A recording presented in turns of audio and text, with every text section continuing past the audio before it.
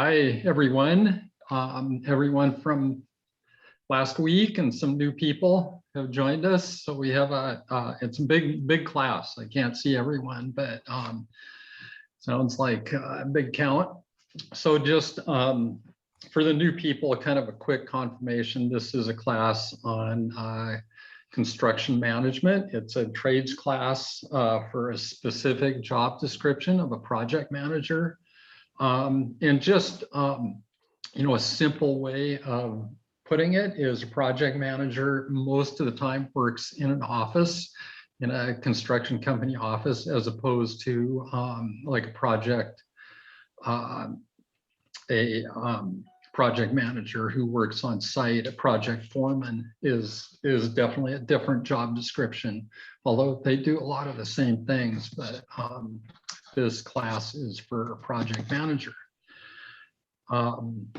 So this tonight's class is titled Team Players, and we're going to talk about all the members of the team that it takes to complete a construction project, and from the client to architect to contractor, subcontractors, and all the people that work for them are all part of a team.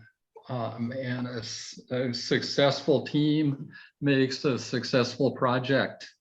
So let's see, Sandy or Mickey, you can go ahead and bring up the visuals. We have Sandy put together kind of a PowerPoint, so we have something to look at besides us talking.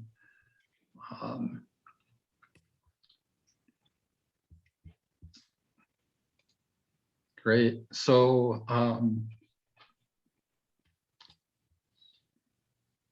yeah, I need to bring up the next second image there. Okay, so I have this title, What It Takes to Make Everyone Happy. That's kind of might sound like kind of a simplistic way to put it, but I can't understate. If you are a manager of a project where everyone ends up happy in the end, it's a miraculous thing. Not miraculous, it's just what it takes to get to that point. Shows that it's been really well run, well managed. Everything that we're going to talk about in these classes has been done well. The client's happy, even though they've probably spent more money than they've ever spent in their lives. The architect is happy because they have designed their masterpiece that they've always dreamed of. The contractor is happy because they have shown a profit. The subcontractors are all happy because they too have shown a profit on the job. And so that's a bit of what we're going to talk about, is what it takes to achieve that goal of everyone being happy in the end. And as strictly business, it may not be important that everyone be happy as long as a project is successful. But again, I kind of point out if the process has been enjoyable for everyone, it shows that it's been really well managed. So the first thing is talking a little bit about unrealistic expectations of a client in terms of cost and schedule is quite common. And, everyone's kind of heard the stories of construction projects that have gone over budget and over schedule is almost so common that it's kind of a standard. But everything we're doing is to try and get above that. Clients may have unrealistic budget goals based on what they want versus how much money they have to spend. A lot of times those budget goals have been established by an architect who may not be realistic in terms of what their design is going to cost.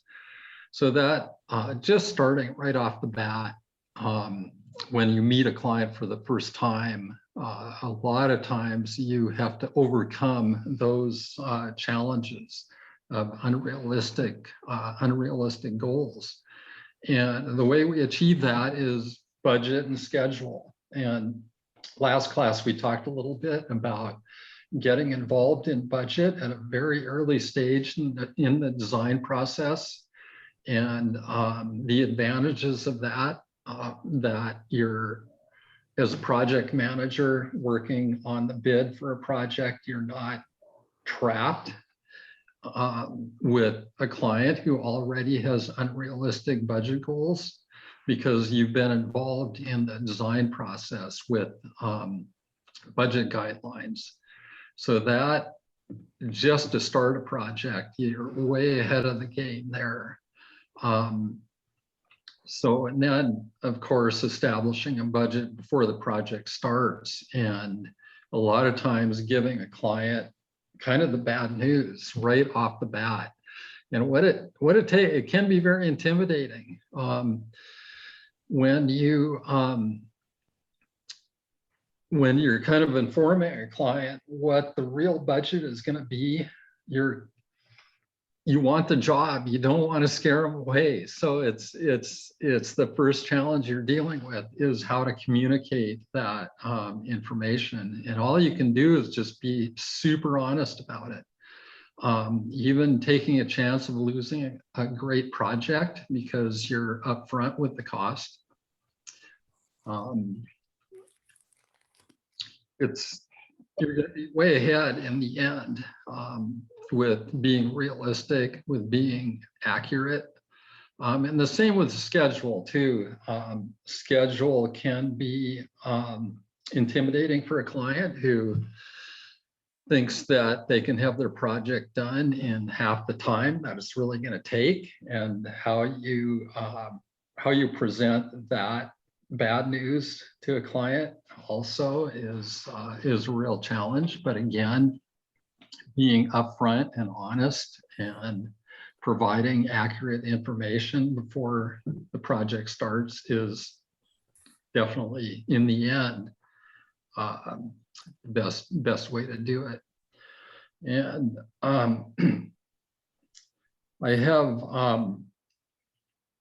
how to exude confidence at all stages. So that is really the best thing you can do, is just be confident in the information that you're presenting to a client.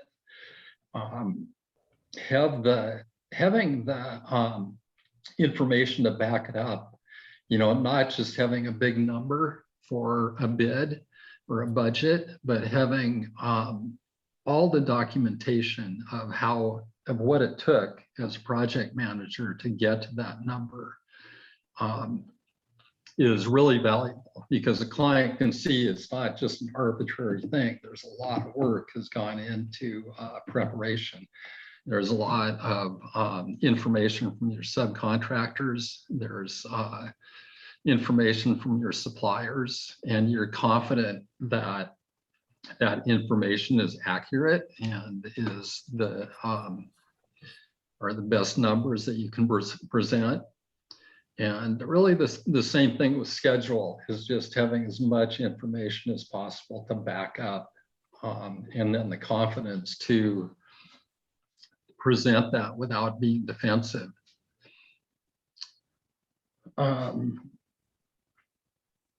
So after that, I have, it's not just another job, and that's important too. Every project that you go into, even if you're doing many projects, multiple projects per year, you can never take it for granted that it's the biggest thing in a client's life. A lot of times, the biggest amount of money they're going to spend, the most important thing they've done. And you have to treat it that way, which is kind of a challenge if you're really spread thin. If you're working on a lot of projects, you have to maintain that attitude all the time, that it's the most important thing you're doing. So That's important. And again, so much of what I'm talking about is within my experience as a contractor building mostly custom homes in San Juan County. So typically the clients that I dealt with were, clients building a new custom home, either as a permanent residence or a vacation home. But there are definitely other kinds of clients. Commercial construction, you're usually working for a corporation, a lot of times a development corporation, or building affordable housing. You're working for a possibly a nonprofit organization, and your client is going to be different. So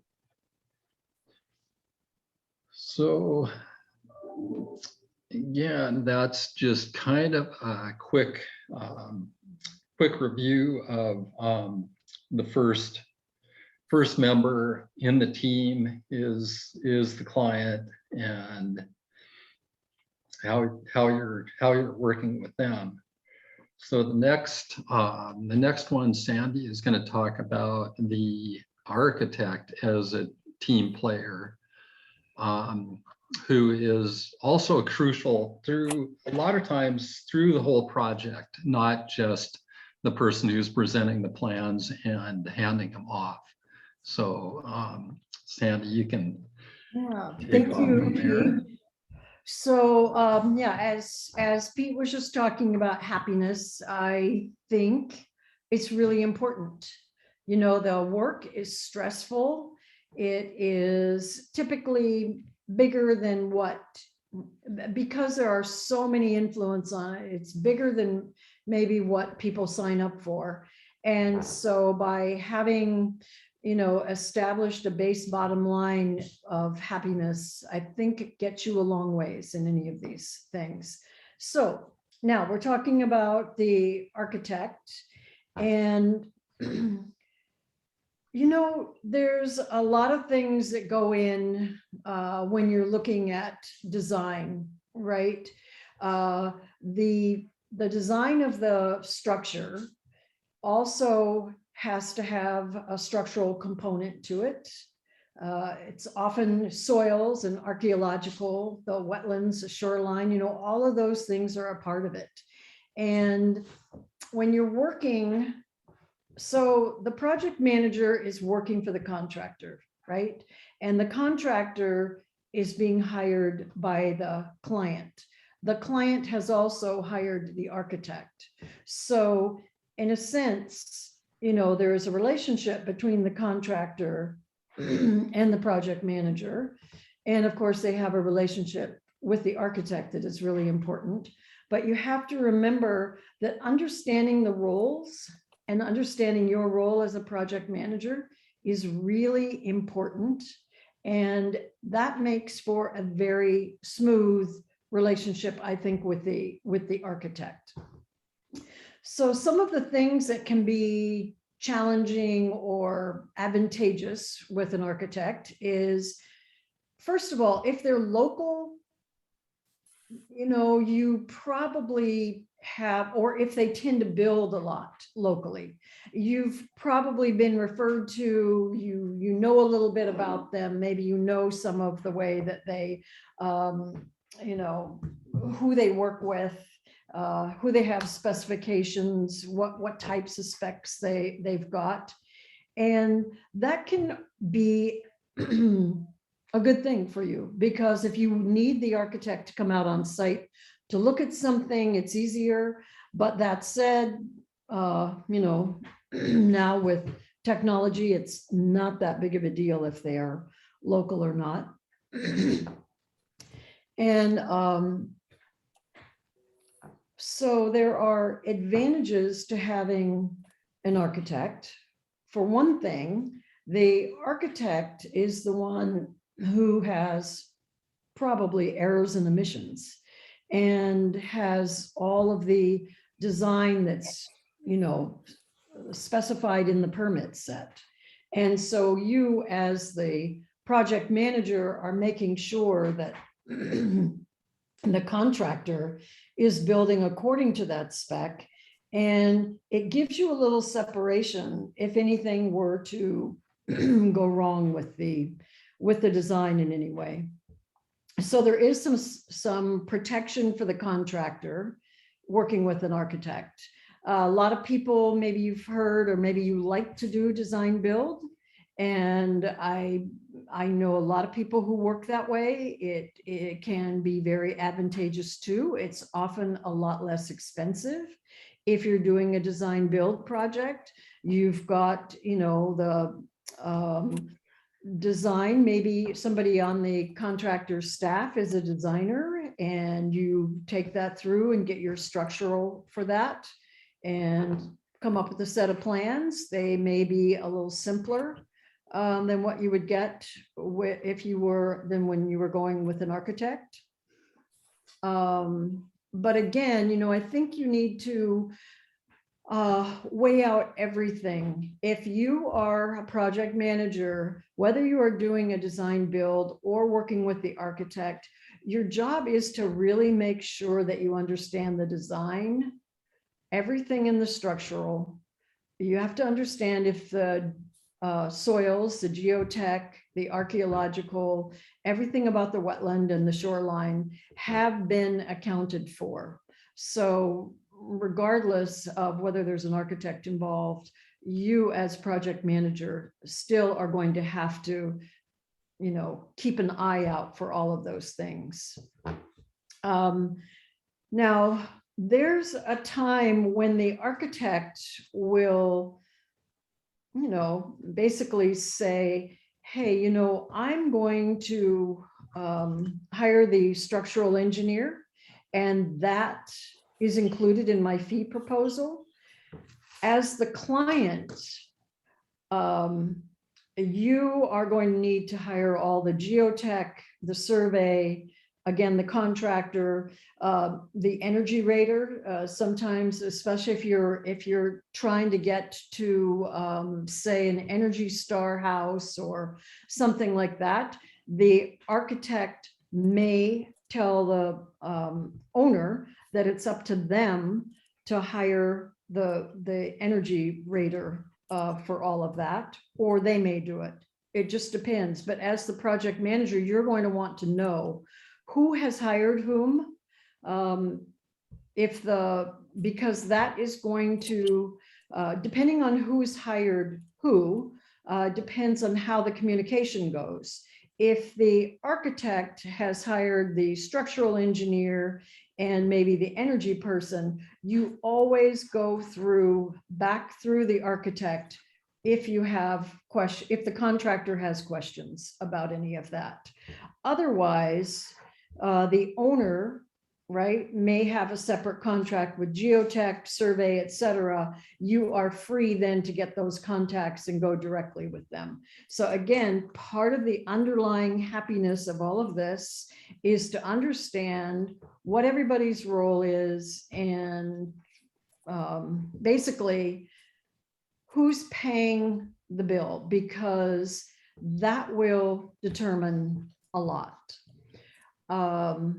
Let's see, I think, yeah, and then civil. So civil is a whole big thing, right? Because it looks at stormwater, it looks at, if you're doing rain catchment, looks at what's happening on the shoreline if you're near a shoreline, or if you're near a sensitive area or a wetland of any type.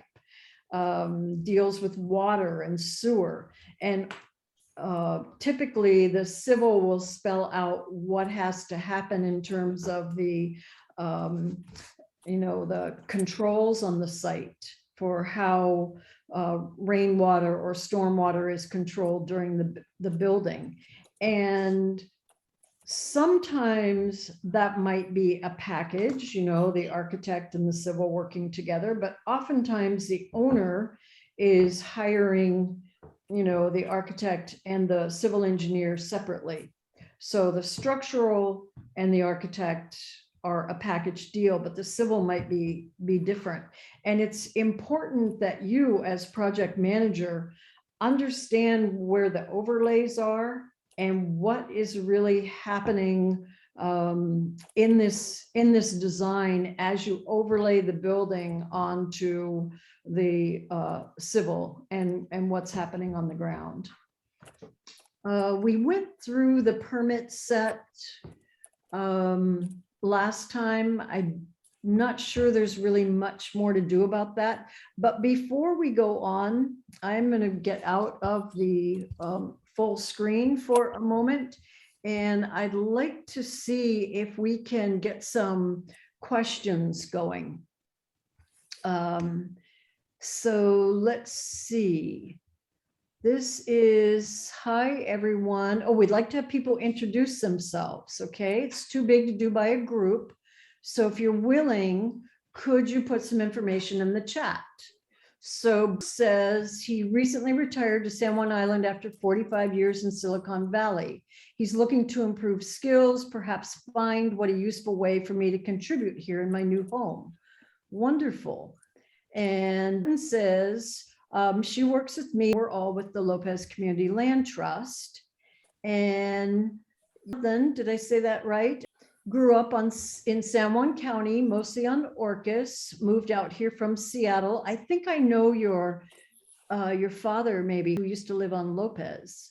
And I currently work for a local contractor building custom homes and also manage several affordable rentals, which are a family business. I'm very interested in the class on multiple fronts.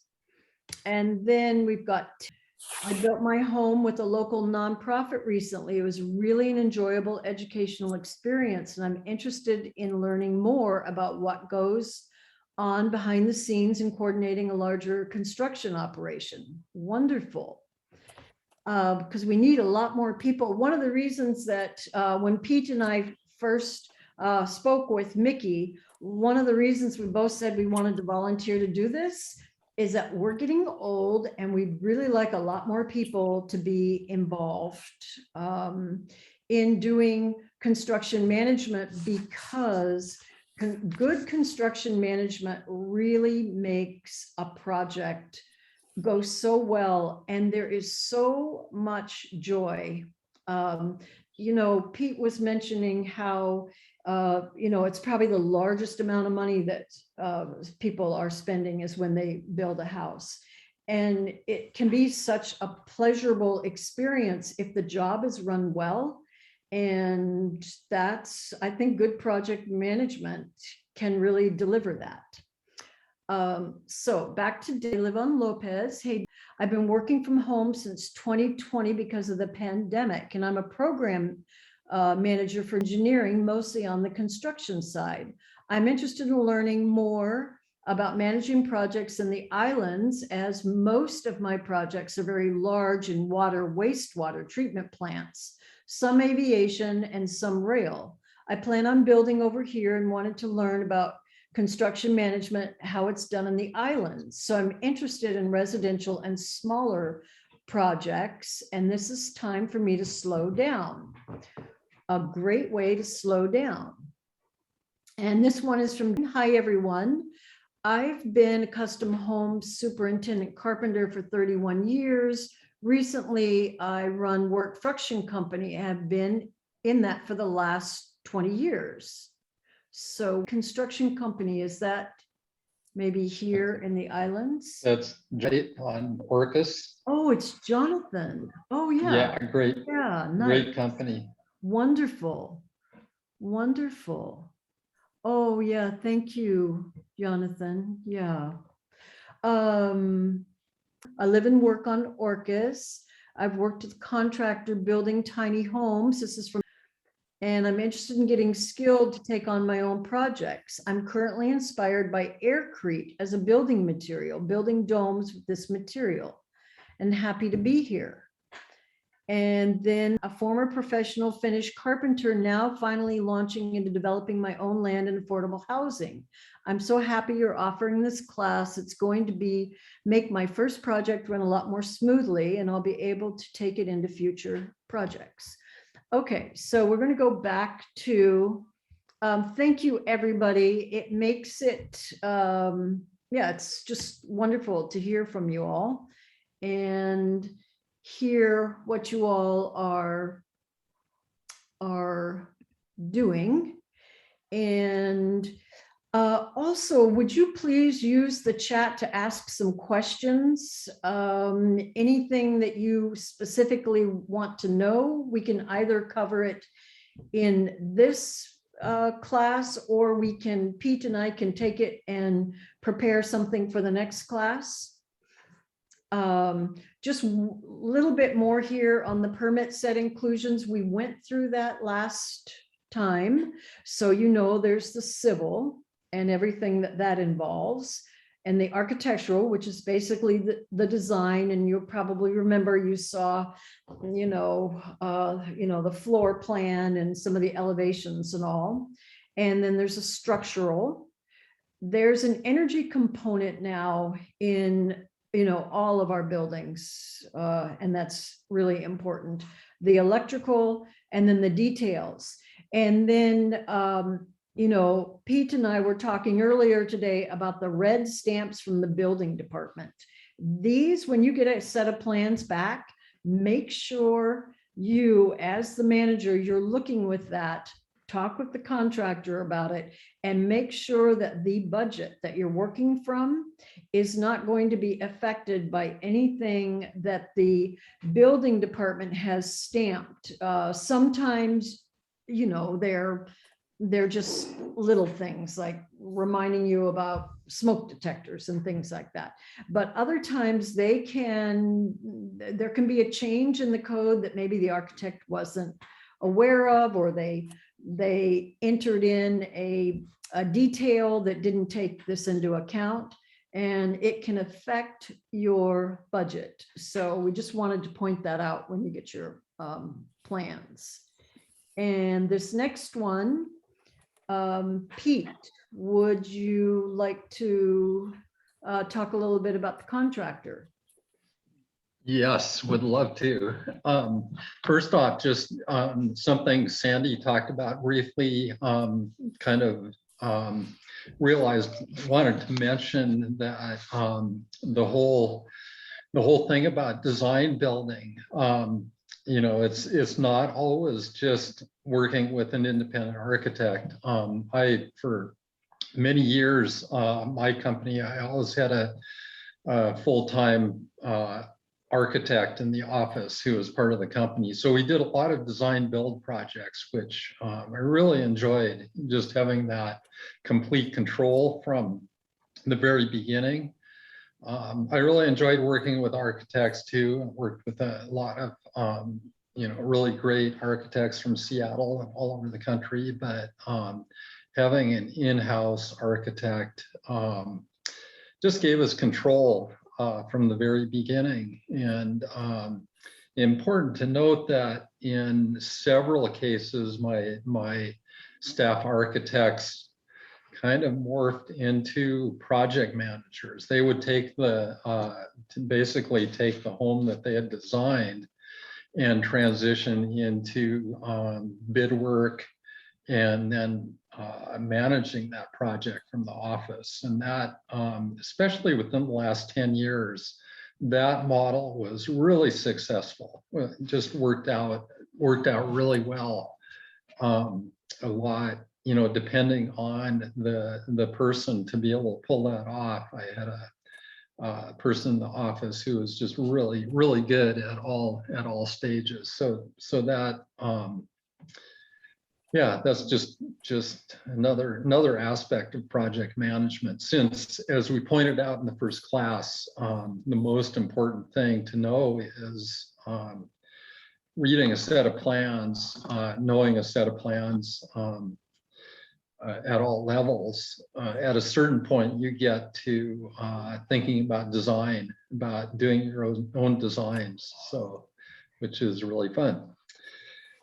So that kind of transitioning into the next topic, the contractor as the team player. And so as a project manager, you're most probably working for the contractor or executive director of a nonprofit, but the contractor is probably your boss.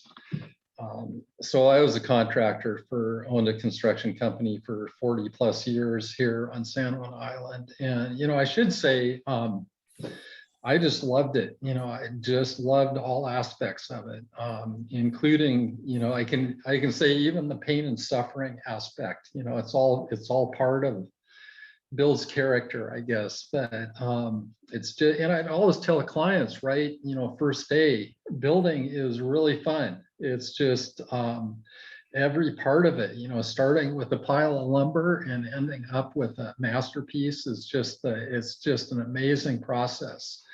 And yeah, I just loved it. But again, you know, as a contractor, I was always trying to achieve that next level of professionalism to avoid the drama, to avoid the pain and suffering. So how to achieve that, and you know, I would say in my experience, the key to achieving that goal was for, you know, really since the early 90s, having a staff project manager in the office who could take on that role of really solid management. So some of the things the contractor is really the conductor of the orchestra. They, you know, they're managing everyone involved, from client to architect to subcontractors to employees to scheduling to budget. The contractor is really balancing, juggling, keeping things moving. Is you know, I always said that he just had to keep pushing, push all the time. Keep that truck rolling down the road. So a big part of that is cash flow. That is really the fuel that keeps the truck going, is managing the money part, managing payments from a client or from a bank or wherever the money is coming from, and distributing all that money out to the million places, the suppliers, the subcontractors, and keeping money flowing efficiently, because that is slowdowns in money on any level is just throws a wrench in the whole machine. So that is definitely a huge part of the contractor's role. I mentioned here the umbrella of insurance and liability. That is also a huge part of what a contractor can supply to a project, and it's one of the most important reasons to hire a licensed contractor, is they provide that umbrella of liability that protects a client, that protects, you know, the subcontractors who are working on the job, the insurance involved to protect workers, anyone visiting a job site. There's potential liability. So the contractor,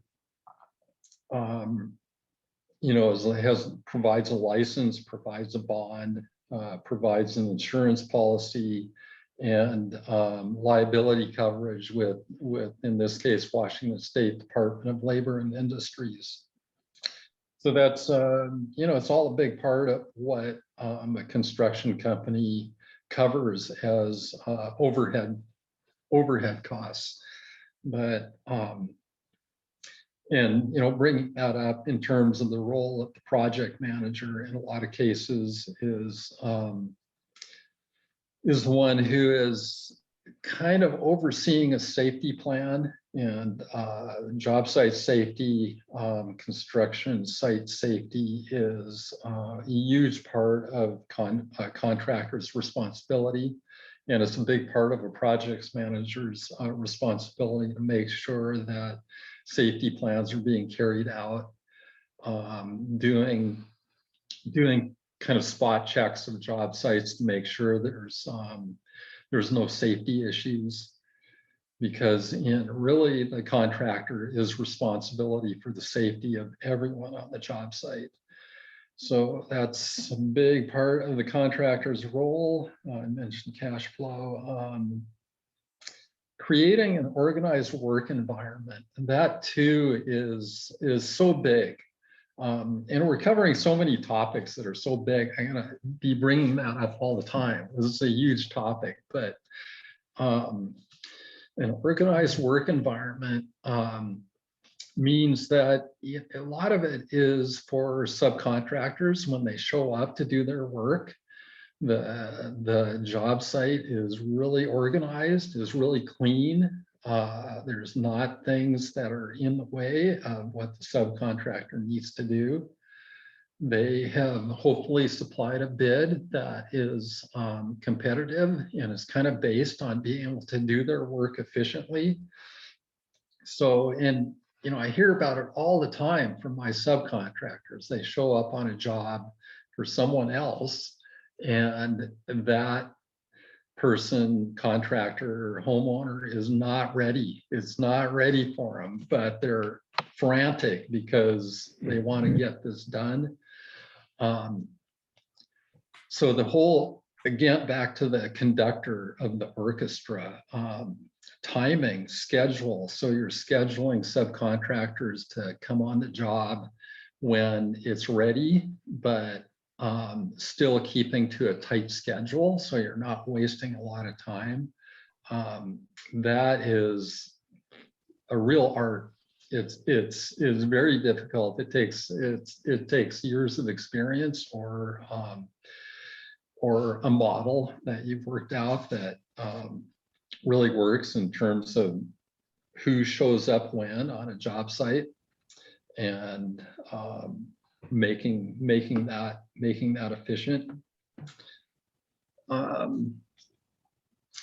So then the last thing, employees of the contractor's employees, and again, a project manager is working closely with all the employees of the company. And so again, from kind of a local perspective, since we're talking mostly here about residential construction and affordable housing construction, a contractor in San Juan County usually has more employees than maybe a mainland contractor would. And kind of one model of a construction company is that the construction company has very few employees, that all of their work is subcontracted, and they may just have project managers and site foremen, and then everything from foundation to framing to drywall to insulation is all subcontracted out. It's a little different here. Like my company, I always had from the late 80s on, had from 30 to 40 employees, carpenters, foremen. I had, for the last number of years, had staff electrician. So as I said, a staff architect. So, and mostly just to be able to kind of control quality of all the aspects of the job. We did all our own framing, all our own exterior finish, window installation, siding, in a lot of cases roofing. So my company, a lot of local companies are probably have more employees than in a lot of other places. So typical employees run the gamut from a laborer who might just be starting out and is just kind of a helper and helping clean up and do odds and ends, run to the lumberyard to get things, all the way up to experienced carpenters, and up to the project foreman. And the project foreman is the one who is supervising all of what's going on the job site, as opposed to, the project manager who is back in the office. So, and I think we'll talk about that in one of the later classes too. So I won't go over that too much, but those are kind of all the aspects of who the contractor is, what the contractor is doing, what the project manager is doing in relation to the contractor, who is their boss. So the next, let's see if I got everything here. Yeah, so next, I think, next slide, Sandy, if you want to go down. Yeah, well, I want to say one thing, about a project manager and a contractor. I've been on a couple of jobs and watched this dynamic happen. Depending on who the contractor is, the project manager needs to be attentive to the needs of the contractor. Sometimes, Pete said most of his project managers maybe didn't go out in the field, but sometimes, somebody is out in the field. And you need to be aware of your role always as an employee of the contractor, and not overstep boundaries, even though you may know more about the project, that particular project, than the contractor because of your intimate knowledge of it. And that's just another thing to be aware of. Roles and all of that just really, really matters here. And Pete, before we go on to subcontractors, somebody asked the question about owner builder and the owner builder code in San Juan County. And I just wanted to say that towards the end here, we will bring that up and go through that a little bit. Yeah, that'd be a topic to kind of bring up in the in the discussion part, since owner builder doesn't have much to do with the kind of project manager job description, but it's definitely a big component of building here in San Juan County. Yeah, very much so. Yeah, yeah, but yeah, it is important, the relationship between the project manager and the contractor, and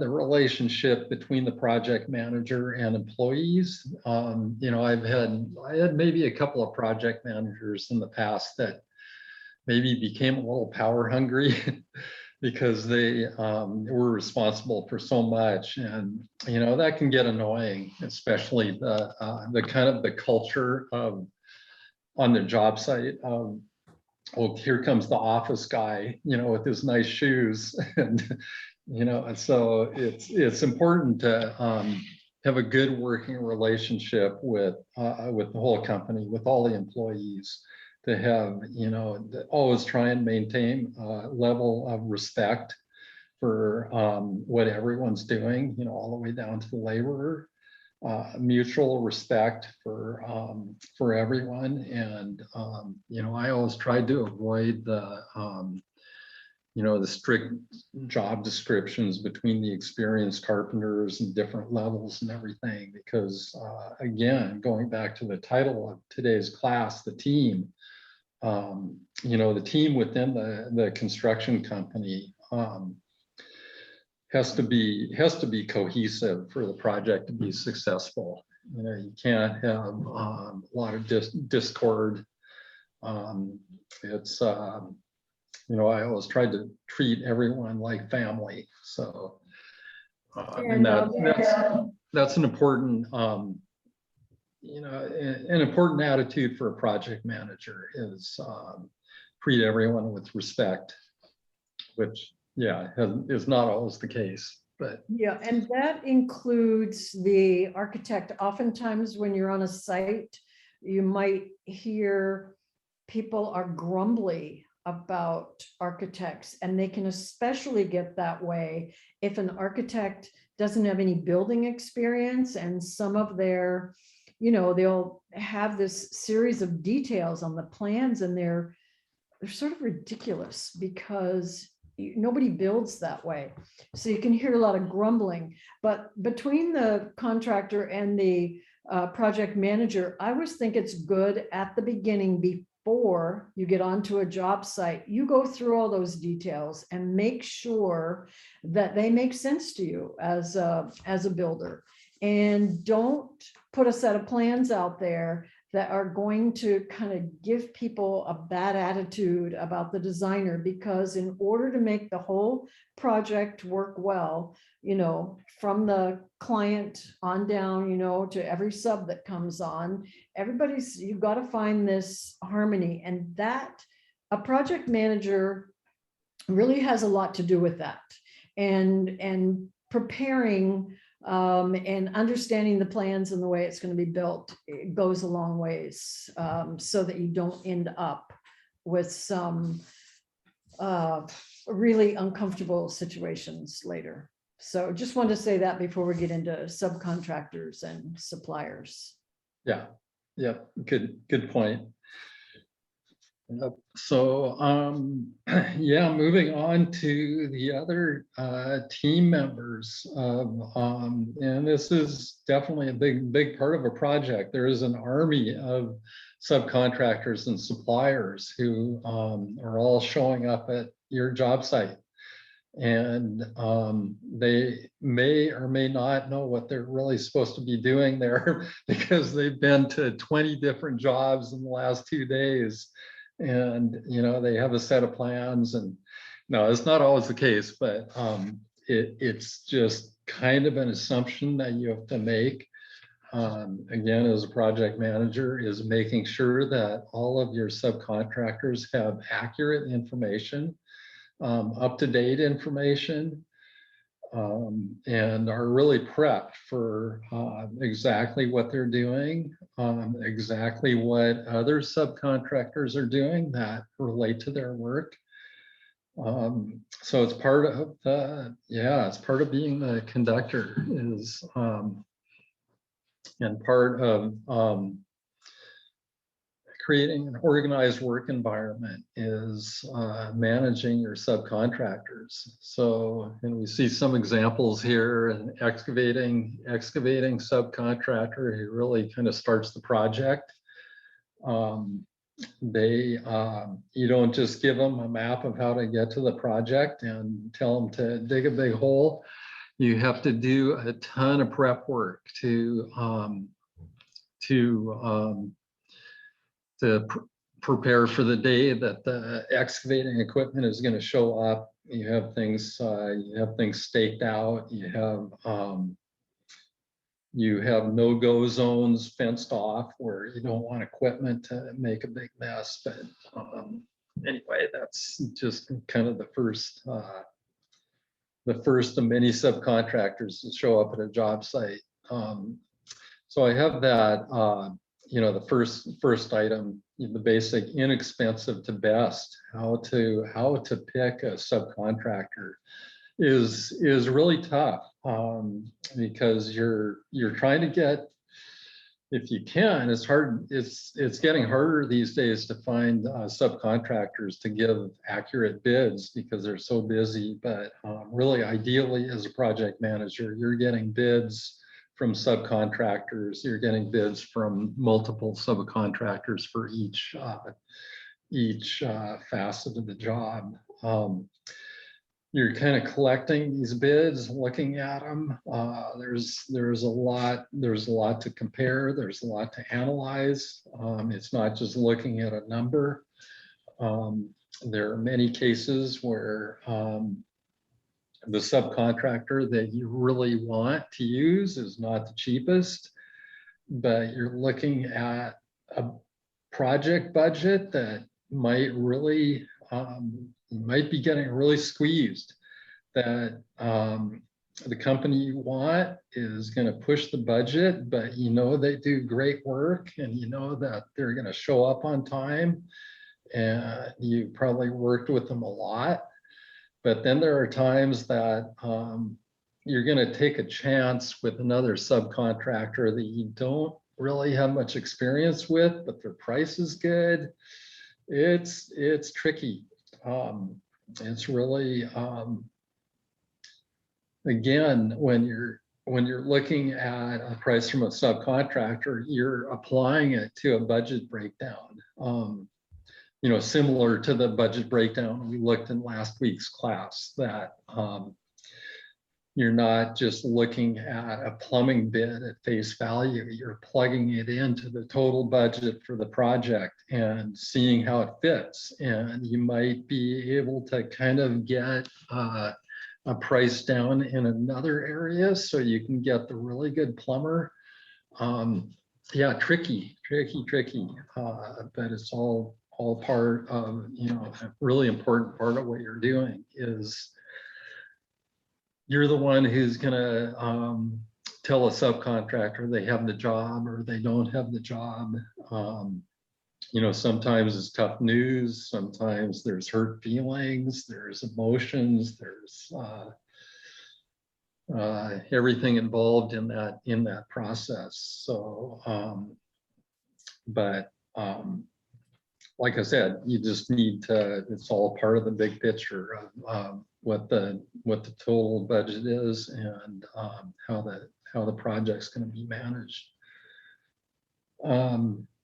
Availability of subcontractors these days, that is a huge topic. I get asked all the time from people, who should I pick to do this project? Who should I pick as an electrician? And I kind of jokingly, but not so jokingly, say pretty much whoever calls you back, whoever returns your phone call, just, you know, grab them, because availability of subcontractors is so tough these days. Everyone's so busy, and it's tough. You know, it's tougher if you're a small company. I was very grateful of the fact that I always had enough work as a contractor to have, I hope to get some kind of priority from subcontractors who wanted to work on my projects, not just because I like to think they were great projects, but our jobs are always well run, and so availability of subcontractors is something you really need to develop. Again, going back to that kind of blanket respect of everyone you're working with, respect for the subcontractors' needs. But it's tough, and again, going back to hopefully being able to get multiple bids from subcontractors, not as much the case these days, that if you can get one bid or one estimate, you're probably doing great. So we'll see if that changes in the future. Right now, there's a real shortage of people in all the trades, which is one of the reasons that the EDC has these trades classes going, to try and get more people involved. But that's a big part of availability. Yeah, quickly, just types of trades. We don't need to go over too much, you know, starting with the excavating contractor. You see electricians there, plumbers, drywallers, sheetrockers and drywallers, roofers, painters, cabinet makers. Just it's a big list if you look at all the components. And again, you can kind of see it in that budget breakdown we looked at last week. that kind of represents all of the subcontractors involved that you need to engage with to get a project done. You know, I know we're going to go over this later in a different course, but I think it's important to just state that we are in a really different time now than we've ever been before. Oh yeah. Because of the pandemic, and what's happened with the supply chain, and the fact that people are aging out of the trades and other people aren't coming in. So it's a really, really different world. And so to develop your company and to develop your way of working so that you can be attractive and lessen stress, puts you more at an advantage. And you have to keep that in mind, right, when you're trying to attract people to your work. But I also want to say, in terms of subs, and again, we're going to go through this later when we get into the contract section, but when you are working with subs, you know, you do need to make sure that they are registered with Labor and Industries, and that their insurance coverage matches yours. Because if something goes awry, you don't want to have somebody underinsured that you've gotten. So, you know, when you're looking at all of this, there's a lot of complex threads that start to meet when you're looking as a contractor or project manager, looking at the role of the subs. And just keep all of that in mind, because you know, it all works out. And I think we've both indicated to you, it's really, really interesting work and has a lot of great aspects to it. So not to be intimidated, but just to be aware of what the playing field is and how much it's changed. Yeah, that's such a good point, Sandy, about insurance levels. We always had an auditor come into our company once a year from our insurance company to basically look at our file of all the insurance policies of all our subcontractors. And, you know, definitely would be in big trouble if we weren't able to show that. And of course, that is a big part of back to the inexpensive to best. Some of the least expensive subcontractors might not be licensed and insured, but they're much cheaper. And but we just couldn't touch those people, you know, to be legal, to be fully insured, to be able to cover projects with our blanket policy. We just, you know, there were just people we just couldn't work with. So yeah, that's a really important note. Let's see, I have how to schedule subs. I think we will really talk about that next week. You know, we're going to be talking about budget and schedule. So scheduling subcontractors. I talked a little bit about just how important it is to schedule subs at just the right point when everything is really ready for them, but and not too soon, not too late. Let's see, money challenges. That is, yeah, it's a big danger. The whole thing of liens, that if there are money problems, if there are cash flow problems, and a subcontractor is not being paid on time, they have a legal right to do what's called filing a lien on basically on your client's property. That that property you can't sell until they're paid, and it gives the subcontractor a ton of power. Even if there's a dispute, in my career, I have, I think, 2 instances where subcontractors made huge mistakes, but then still billed for that mistake. And then when I didn't pay them, they filed a lien on the project. And then you have your client just freaking out about seeing that a lien has been attached on their project. So it, yeah, it's an important note. It hopefully doesn't happen often, but the danger is always there. Well, and that Part of, brings up, another point. When you finish a job and you are closed out, one of the things you do prior to closing it out is you make sure that you get every one of your subs to sign off that they've been fully compensated and they are not going to file liens, because strange things happen for people and it may not have anything to do with you or your job. But if you don't do that step and they come back later and try and claw back some type of money because they're in trouble, you could be the one as the contractor having to make good on that. So just, as part of your checklist, just make sure that you look at insurance coverage, liens, that type of thing with any of the subs.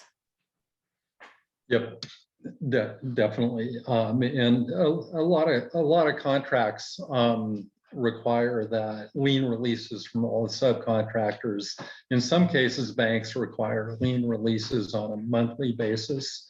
It's like, we will give you a check once you hand us all the lien releases from the subs, which means that you have paid the subcontractors before you've actually been paid. So yeah, money challenges, yes, big part of it involves subcontractors. All right, moving on within the subject of the team, communications. Yes, that's what communications look like. There's a good diagram right there of information flowing. Everything has its role, but if you just look at it, it might just look like a jumble, but really each one of these things, you can't function without all of them being there. Yep. Yeah, so that's something, again, it's something that a project manager is usually the one tasked with, kind of orchestrating the communications. And who's involved? Everyone on the team is involved. From the contractor to the architect to the client, and there is this flow of information that is constant every day. And yeah, email and text chaos. And bring that up because, again, a typical kind of war story of being a contractor is when a client brings up a piece of information that they sent in an email about 8 months ago. And it might be a little note on a material, just something that they wanted. And then 8 months later, it's like, don't you remember that email I sent?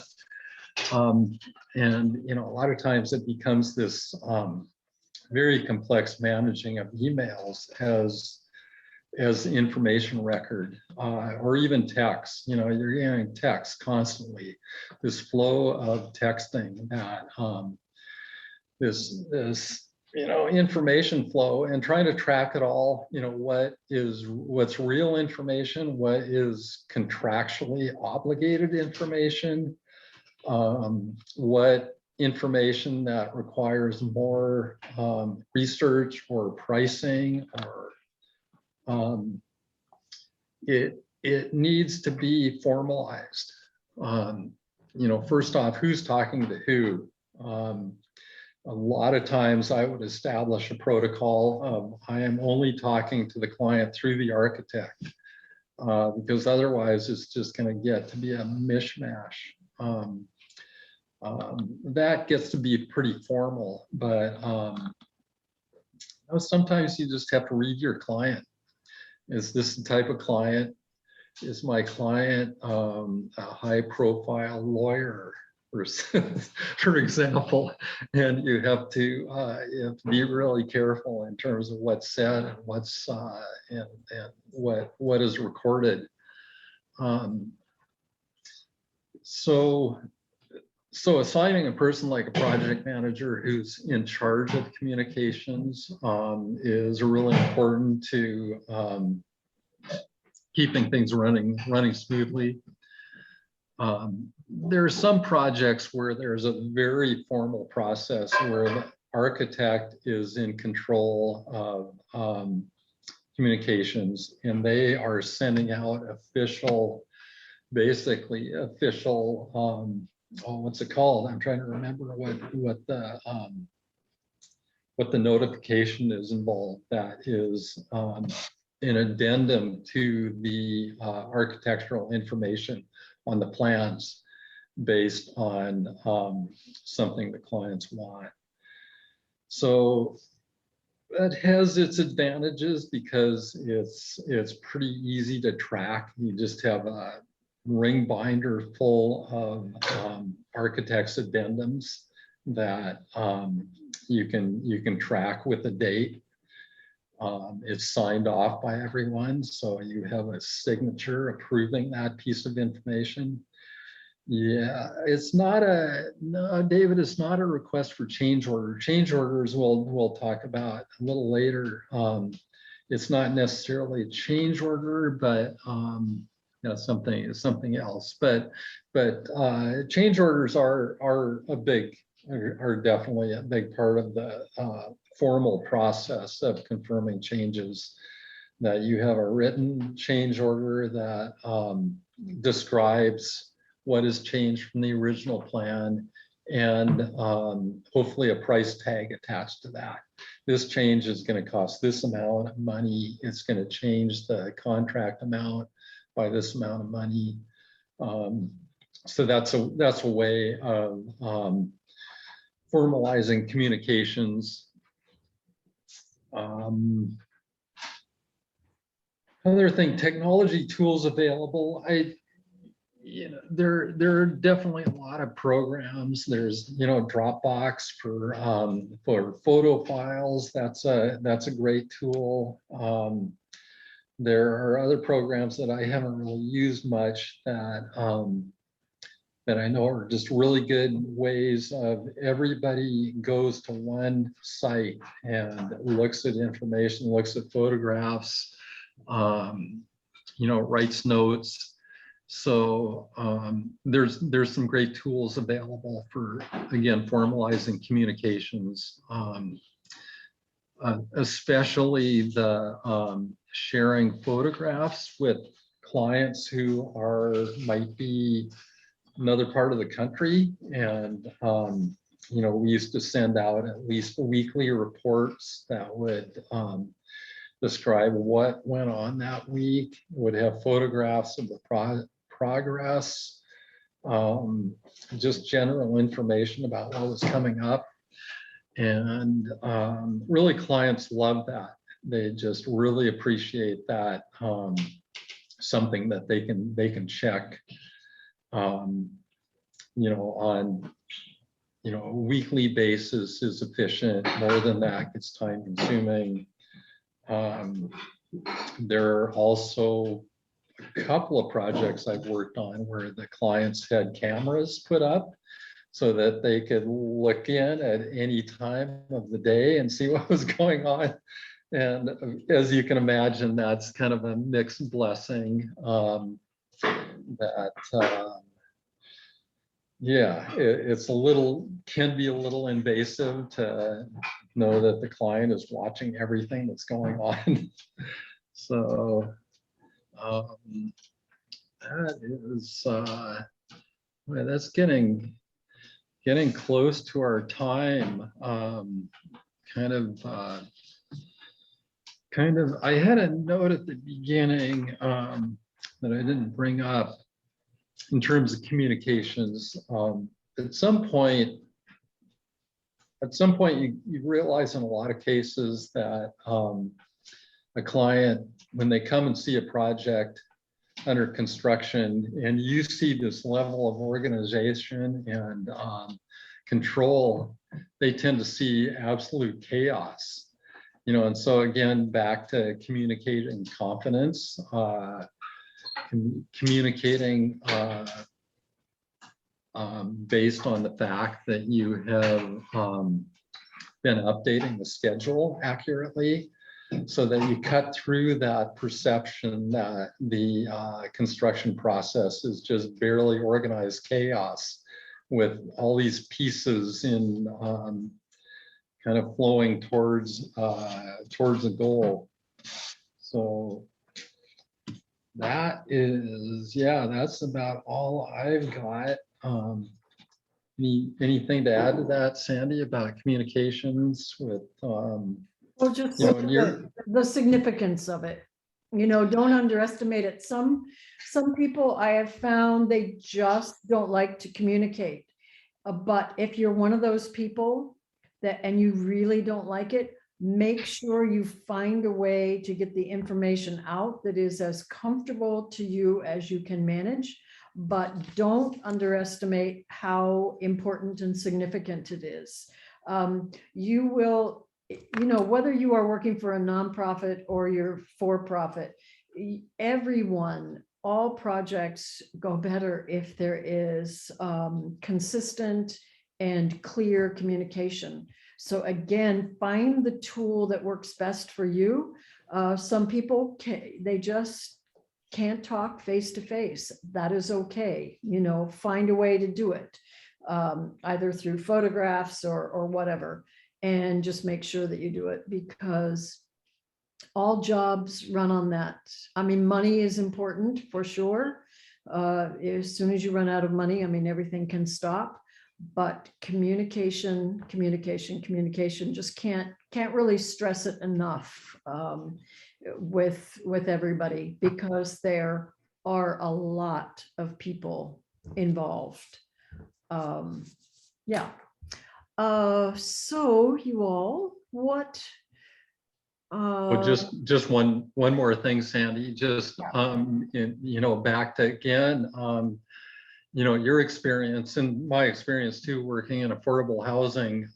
We have many clients, you know, all of our clients who are looking to move into one of the homes that we're doing in our communities. A lot of times, you know, you're communicating with 15 clients who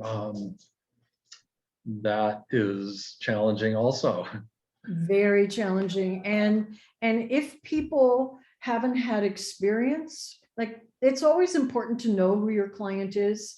I mean, if they're maybe a high-powered attorney, but they have never had any experience in building, they bring what they know onto your project, and it's your job to get them to understand what you are doing and lessen how much they overlay onto you, because it really doesn't translate very well.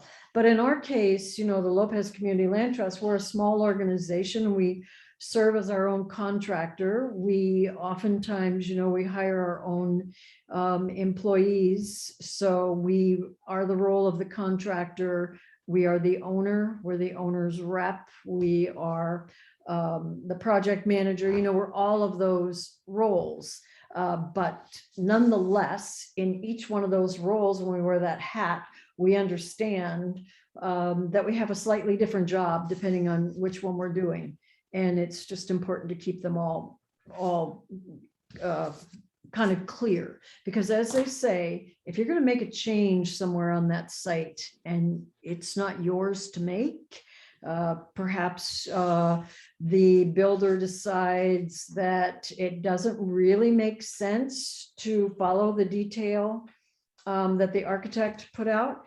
If you want to do that, just make sure you get it in writing, staple it onto the plans, do whatever your system is, because if you change it, you own it, right?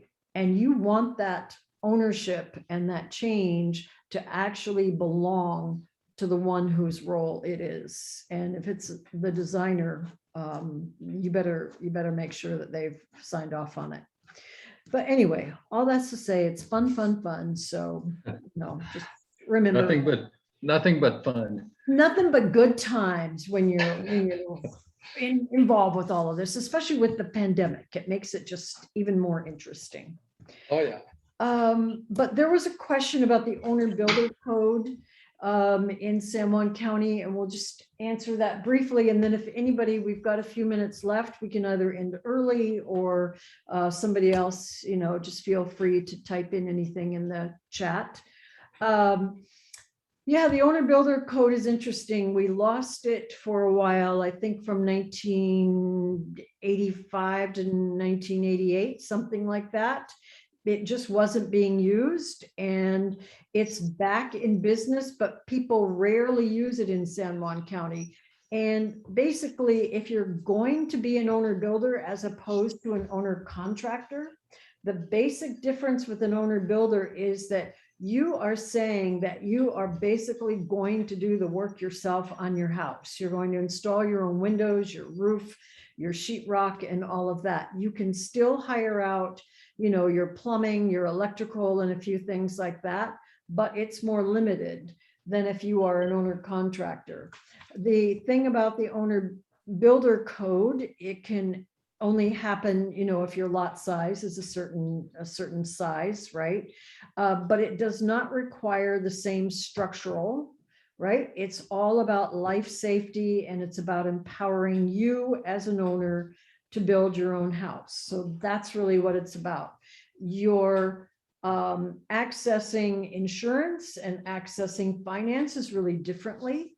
I myself am an owner builder, so, and you know, am quite familiar with what you can and cannot do with it.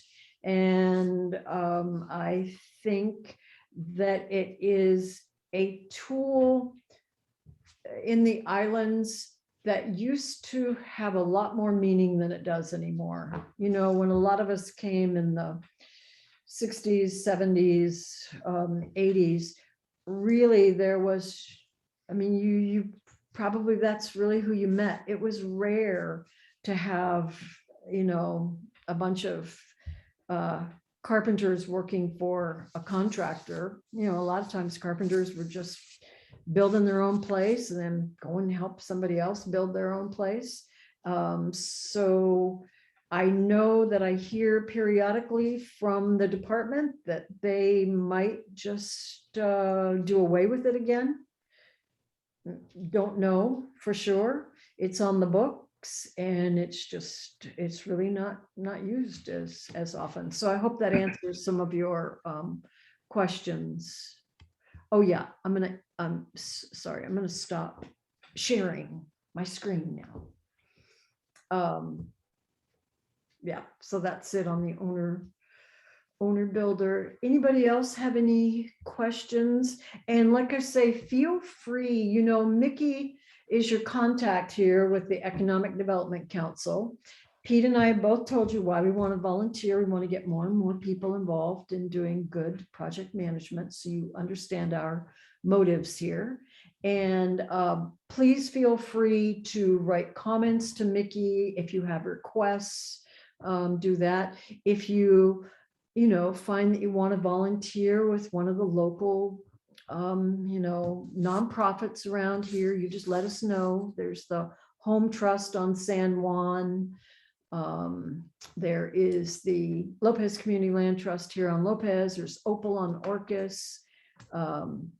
Yeah, we all, you know, we're always looking for folks. Just want to put that plug in there.